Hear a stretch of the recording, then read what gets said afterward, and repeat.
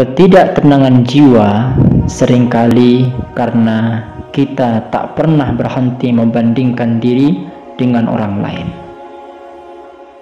Membandingkan penghasilan, jabatan, merek HP, kendaraan, rumah, pakaian, bahkan sebuah popularitas dengan orang lain. Akhirnya, jutaan karunia yang Tuhan hadiahkan untuk kita hanya terlalu kecil dan berlalu begitu saja tanpa rasa syukur kepada Allah. Ikhwatal iman, padahal hitunglah anugerah Allah, kalkulasikan pemberian Allah setiap saat yang Allah berikan kepada kita. Niscaya kita tidak akan bisa menghitungnya, dan kita tidak akan mudah mendapatkan nilai dari nikmat-nikmat Allah yang diberikan kepada kita, karena nikmatnya ternyata tak terhingga untuk hamba-hambanya yang mulia. Dunia yang terus-menerus diregu bagaikan air laut yang senantiasa ditengku. Makin rakus meminumnya, makin hauslah kita dibuatnya. Makin terbuai kita dalam menikmati dunia, makin tamaklah kita dibuatnya. Ada suatu masa di mana kenikmatan dunia tak terasa. Akan datang hari di mana kesengsaraan dunia dirasakan. Kelak, ikhwatal iman, a'azzani Allah, pada hari kiamat akan didatangkan orang-orang yang paling senang hidupnya di dunia dari kalangan penghuni neraka.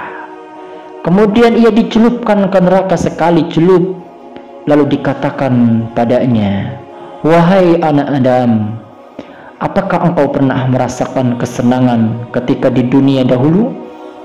Maka dia akan menjawab, "Tidak, demi Allah, wahai Rabbku, aku tidak mendapatkan kebahagiaan di dunia."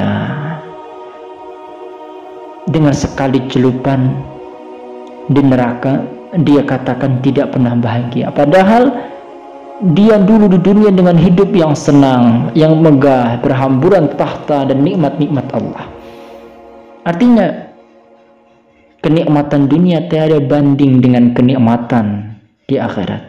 Dan kenikmatan dunia akan mudah terhapus dengan satu siksaan di neraka. Ikhwatal iman, a'azzani Allah. Lalu didatangkan orang yang paling sengsara hidupnya di dunia dari kalangan penghuni surga. Kemudian ia dicelupkan ke dalam surga sekali celup. Lalu dikatakan padanya, "Ya ibna Adam, wahai anak Adam, apakah engkau pernah merasakan kesusahan atau penderitaan ketika di dunia dulu?" Maka ia menjawab, "La wallahi, tidak, demi Allah wahai Rabbku, aku tak akan pernah dan tidak pernah merasakan kesusahan atau penderitaan sedikit pun di dunia kala itu."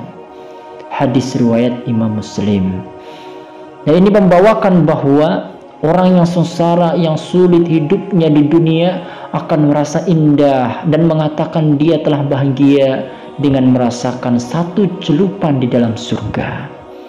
Maka sungguh benar bahwa nikmat Allah terbesar adalah nikmat di alam akhirat.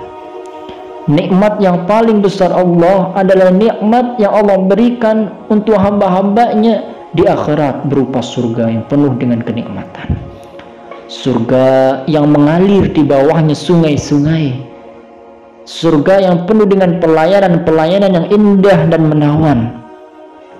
Serta surga yang benar-benar disediakan, didesain dengan indahnya untuk orang-orang yang beriman, bertakwa dan berilmu yang lurus. Ikhwatal iman ya'azzani Allah. Maka ada urusan apa kita akan dunia? Kita sebatas memiliki urusan di dunia tentang perkara-perkara yang fana saja. Serta hakikat urusan kita adalah akhirat Allah, di mana dunia dijadikan sarana, bukan prioritas, bukan tujuan. Prioritas dan tujuan kita hanyalah akhirat Allah, kampung kita dan kampung bapak kita dulu. Maka ikhwatal iman ya azani Allah, kembalilah akan kesadaran diri kita bahwa alam yang paling kekal, alam yang paling indah bukan alam dunia, akan tetapi amalan di akhirat, yakni surga. Itulah alam yang paling indah, alam yang paling istimewa.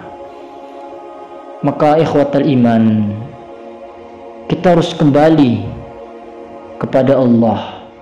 Ingat-ingatlah Allah, ingat-ingatlah nikmatnya, karena dengan semakin ingat akan nikmat Allah, semakin bertambah tentunya nikmat tersebut.